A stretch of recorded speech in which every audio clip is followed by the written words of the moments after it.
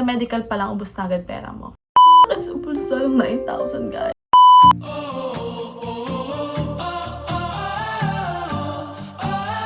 Guys, welcome back to my channel. This is Rhea, your Seafarer, guys. As you might notice, I'm not at home. I am here at my friend's home. And yes, aalis naman ang inyong vlogger na Seafarer. And guess what? I'll be leaving next month. Well, that's the plan, joining date. Na-move siya. Supposed to be I'll be joining on August, but then na-move siya ng June. And what does it mean, guys? Pagpapalapit na ang pag-alis, it means gastos. In this video, I'll be discussing why you guys need to be financially ready before you join on board, because there's a lot of things that you need to spend. You will not just like, okay, you will sign a contract, tomorrow you'll be going. No, there's really a lot of process and you must prepare your wallet. Okay, so the misconception of everybody is that we are super rich, but not to mention the expenses that we have to do once we come home or once we go back on board again. That is why, if ever na paalis ka pa lang, dapat mong ihanda ang mga expenses mo. So ano nga ba ang mga kailangan nating bayaran o ano nga ba ang kailangan nating paggastusan bago tayo makasakay? Number 1, medical. Guys, the full medical, it's expiring every 2 years. So after nung second year mo, kailangan mag-undergo with the full medical once again. So paying with the full medical, I think it was 2,000 pesos for, it was 2,000 pesos included all of the tests, but it doesn't include the dental procedure. I think na pinakamagastos sa lahat is medical, guys. Not just magastos, and also it's like, time consuming. Why did I say that? Because you were there for around 7 a.m. and you will be finished by 4 or 5 p.m. So it means that whole day ka nandun sa loob. So spend mo na nga yung time mo doon, whole day sa loob, and then you have to spend more money for that. Why is that?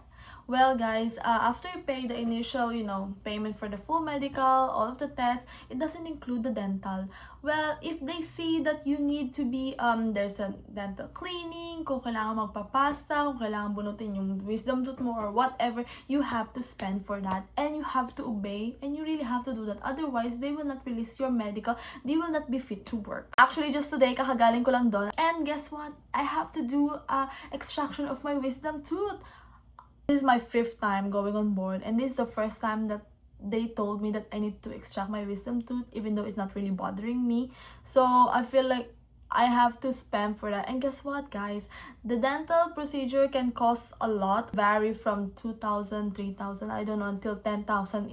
It really depends on what is the procedure that they ask you to do. But for me, I already had my cleaning, I already had the tooth filling, but now I need to do the wisdom tooth extraction, and it will cost me for like 9 to 10,000. And not to mention, if ever there is other findings from your medical that you have to repeat one test, then it's another payment once again. That is why, guys, paghandaan nyo po ang pag-alis, kasi hindi biro ang mga paggastos natin. So, if ever you just got home from your first contract, guys, don't spend all of your money in just 1 month. You have to save something before na umalis ka, kasi ganito yung mga gastos na kailangan. Sa medical pa lang, ubos na agad pera mo. But guys, there are some companies that they cover the medical. I am not just sure which one, but for us, our medical is our own expenses. So, swerte yung mga sa ibang company, kasi yung company yung gumagas para sa medical nila. I think not included the dental, but at least makakabawas yung medical sa kanila. Number 2, vaccines. Well, this can be related to the medical, but guys, you have to spend for your vaccines. And for us seafarers, ang dami nating vaccine, guys. Hindi lang yung COVID vaccine. Marami tayong vaccine. Varicella, HEPA, typhoid. These are just, few examples ng mga vaccine na naturok na sa akin. So, ang dami ko ng vaccine sa loob ng katawan ko. And it will expire like after 2 years, after 3 years. So, kailangan mo na naman gumastos for that.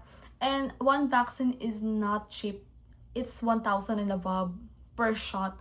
So, just imagine that. But, the good thing is that if you are a first contract, then you can reimburse that vaccine on board. So, makakabalik din sa iyo yung mga ginastos mo. Mind you, this is mandatory kasi pag wala kang vaccine, hindi ka makakalis. Okay, so number 3, visa processing. Well guys, again, sa ibang company, it's either sagot din ng principal yung visa nyo. But actually for us guys, they already paid our visa while we are on board. Para meron dun na binibigay sa aming small amount every month. And then that's the time that parang yun yung magagamit namin pang process ng visa namin. So kasama yun sa sweldo namin. But guys, syempre once you are here in the Philippines, parang ang laki ng bitawan nung 8,000 or 9,000 pesos. Well, usually I always go for the Italian visa and it cost me like 9,000 pesos. Validity lang ng Italian visa is I think 1 year. So it's like one contract lang yun. And then after next contract, I have to apply for the visa again, and ang sakit sa pulsa yung 9,000 guys. So, just imagine how much I need to spend before I go on board. Like, I need to spend for my medical, I need to spend for this dental, I need to spend for the vaccine, and then one more thing is this visa processing. Next one would be the pamasahe papunta sa agency nyo. Well, guys, bago ka umalis, you have to go to your agency because you have to sign your contract, and then you have to report as well. And then also yung there's a final briefing, so you have to go there and maghanda ka ng pamasayan pangkain mo. Of course, let us not forget the trainings. These trainings, guys, maghanda kayo ng more than 5,000 pesos kasi ang mga per course is like, it can cost 3 to 5,000 pesos. Meron pa nga 6,000 pag full course. That training, usually valid lang siya ng 5 years. I just had the refresher of my basic training and I had a full course of the SCRB. And ang dami kong nagastos for that. Next na gastos is yung mga notary. Kasi bago ka pumirma ng contract, may mga parang papers na kailangan mong pirmahan yun. Kailangan mo pa-notarize. And then the photocopy, before it was just like 50 cents or I don't know. But ngayon sobrang mahal na. So kailangan ka mag-prepare bago ka mag-sign ng contract. And of course guys, you must prepare a pocket money bago kayo umalis. Well, especially for the first timers, because you guys don't have any idea yet what will be your life there. And also if ever you feel hungry in the airport, then at least meron kang money na magagastos. Well, if you are going to Europe, guys, I'm telling you, if you're going to Europe, make sure that you bring euro. Don't bring dollars because it will be a waste, okay?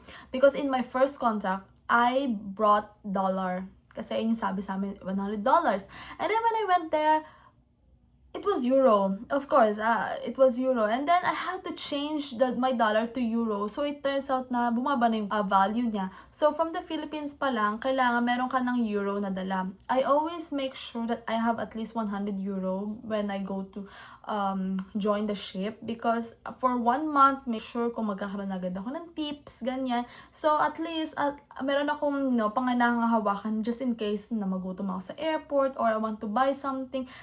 Based on my personal experience. So if ever na hindi man ganito yung experience nyo, well, lucky for you kung di masyado madami yung magagastos nyo. But this is like reality. Okay? So that's why I ask you to be prepared just in case. So pag tinanong ako magkano na gastos nyo, yes, we don't have any placement fee. Pero yung gastos namin is for our own personal, for own personal documents, visa, medical, everything. So, maybe maghanda kayo guys ng around 30,000 for everything. Naman siya one time, big time, but pwede nyo pag-ipunan ngayon pa lang kung gusto nyo talagang, or habang nag-aantay kayo ng joining vessel nyo, that at least you guys have an idea that, I need to spend like this bago ko makalis. So, good luck to y'all! Yan, that's it guys. Thank you so much for watching. And ito sa Pilipinas, magasarap nang umalis. So, I'll see you in my next vlog. I'll see you guys next time. Bye!